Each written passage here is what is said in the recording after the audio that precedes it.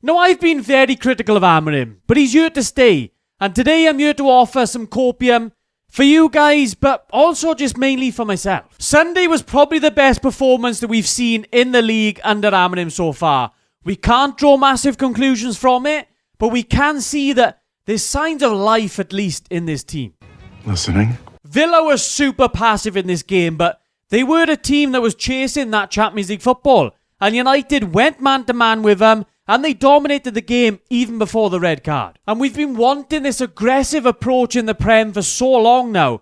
So many times United, especially up against the better teams, they've gone for that passive 5-4-1 and sat back, looked to play on the counter and just tried to grab whatever we can. Our biggest problem in this game was simply taking the chances that we were creating. We've relied all season long far too much on Ahmad and Fernandes. Obviously, the striker issue we know a lot about. I'm not going to pile onto that one. But asking the likes of Højlund to be your main starting striker at his age, at his experience level, was always going to be a foolish one from United.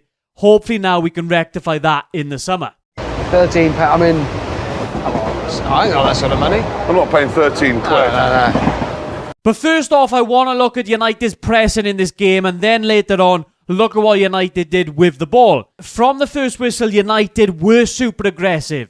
In the press, whenever Villa had the ball, United were onto him. This time around, the ball goes back into the goalkeeper. Højlund is there, making sure the ball obviously doesn't go out to the right-hand side, trying to pin Villa in on our left-hand side. The ball goes back out to the left centre-back. He's got no other option to go down the line. Lindelof, aggressive positioning, wins the ball back for United. How many times have we seen those wide centre-backs really passively just sat in United's own half? It didn't happen in this game. Another example of it, Martinez kicks it long. Villa, as I said, were very passive in this game. They were happy to kick it long at times. But the likes of Maguire, Lindelof, very aggressive with it. Heaven as well. They won most balls in the air. But you can see I've highlighted here Lindelof's aggressive positioning, not allowing him time and space. This is another proper example of it. Ahmad, he had a little look back. I didn't show it in this couple of clips, but Ahmad takes a little look back, makes sure he's getting backed up, and he is. Dallow's on his way. So Ahmad knows he can go and press the centre-back. Dallow is there, stopping that ball, easily going into midfield. When the ball does eventually go in there, United, very aggressive. You can see Maguire onto Watkins, and I've highlighted Lindelof a little bit lower down on the pitch as well. He's your right centre-back, but he's essentially playing as a right-back in this position. We've seen this previously, United pressing in this way.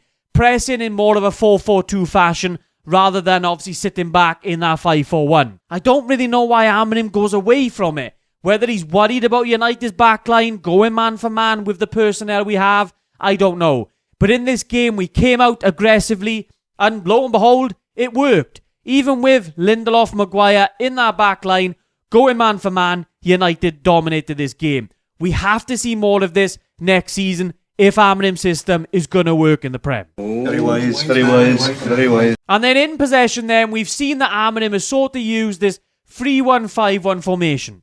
With Fernandes in that sort of more advanced position, having that license to roam, with Casemiro being sat behind him then. And it just means Fernandes can play in between the lines a little bit, cause a little bit of trepidation for the opposition, not sure whether to follow him or not, who takes charge of him.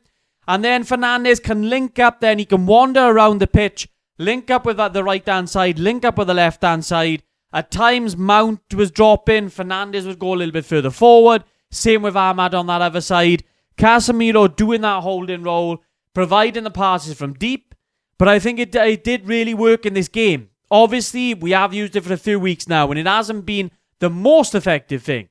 But I think the risk, obviously, we took in this game, Dogu and Mazraoui were a little bit further forward as well, in the opposition half, really trying to pin them in. Aggressive positioning again. So it's not just the pressing side of things when United don't have the ball. It's also when United did have the ball. We were just a lot more aggressive in this one. And maybe now, with the likes of Cunha joining, maybe more as well. You teasing me, you naughty. But players that are comfortable in those half spaces, knowing how to attack and provide that real attacking threat. Players that the likes of Fernandes would love to link up with. I've already mentioned our striker dilemma, but I do think United, again, will look into that summer transfer window to try and sort out that area. We can't base too much off this one-off game. We've had many more bad performances under Amorim than we've had good ones. But I'm just holding on to any hope at this stage. Ineos are throwing all their eggs in the Amorim basket. The Cunha signing is a prime example of that. A player who sort of fits that 10 role. Is he a striker? No. Is he a winger? No. But he fits that 10 role. Other players that we're looking at, the likes of Mbeumo, he obviously can play on the wing. He can play multiple different positions. But I think that it's going to tell, really, this summer transfer window how much they're committing to him. But I do think they are doubling down on backing Amorim. And I just hope it works out long term. I can't handle any more of the suffering. Hopefully the good times that Amorim spoke about in the post-match speech, hopefully they come out to be true now.